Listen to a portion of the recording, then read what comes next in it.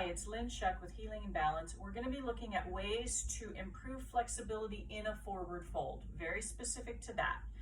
So we could work on it sitting on the ground and work in Dandasana towards bending forward, but we're going to work on it standing so that gravity can be of assistance to our torso, but we're going to work against gravity with the back of the legs. One thing that people can do when they're not very flexible is not try and do this with your feet together. Not only might that prevent your pelvis from tipping forward, it pulls on your hamstrings in some uneven ways because your legs are not vertical.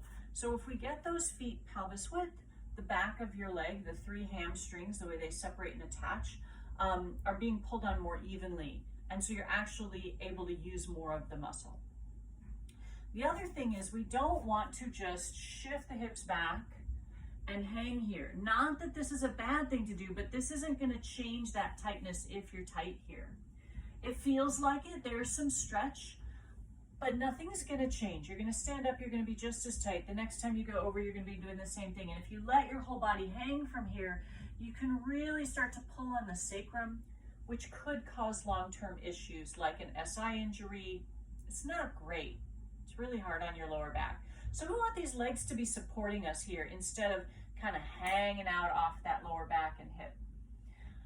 I'm going to start by doing this in a wide forward fold instead of a regular forward fold, simply because more people have facility with this. So when I say wide, I'm taking my feet a good bit apart.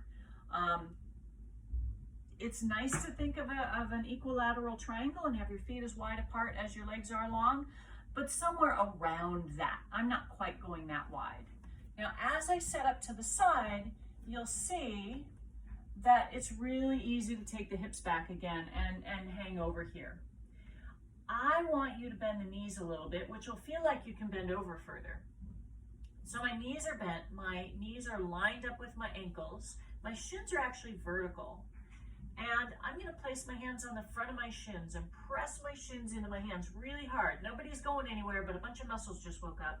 And while I'm pressing my shins forward, I'm going to lift my tailbone up, which is going to actively extend my hamstrings, these muscles back here.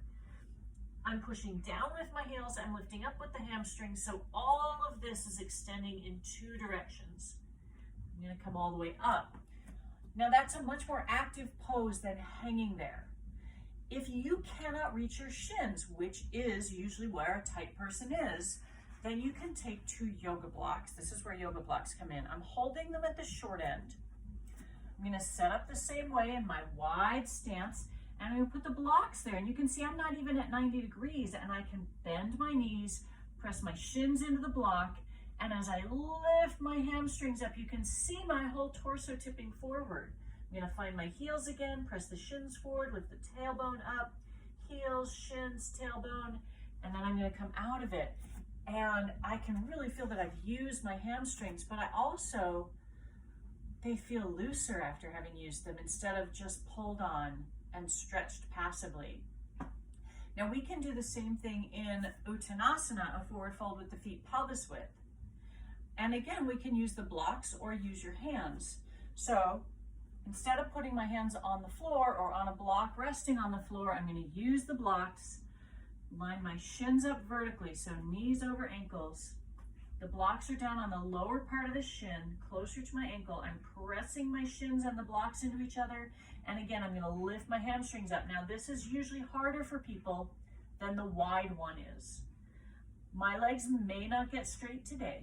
Doesn't matter. I am using them versus if I go to that straight leg version, I can just mostly feel it in my back. I don't even feel much stretch here now comparatively. So again, knees over ankles, shins press into the blocks, and I'm going to lift that tailbone up. I'm going to find my heels again. I'm going to press my shins forward. I'm going to lift my tailbone up. I'm going to keep cycling through that heels, shins, tailbone, and then I'm going to come up to standing. I want you to see what that does for you. I want you to keep working on that and see if over time you start to notice that your flexibility changes because you now have access to active use of the back of the leg. We often think a forward fold is passive in the back body and only using the front body. But the more you can engage the legs, the more flexibility you're going to find in those poses. All right, go.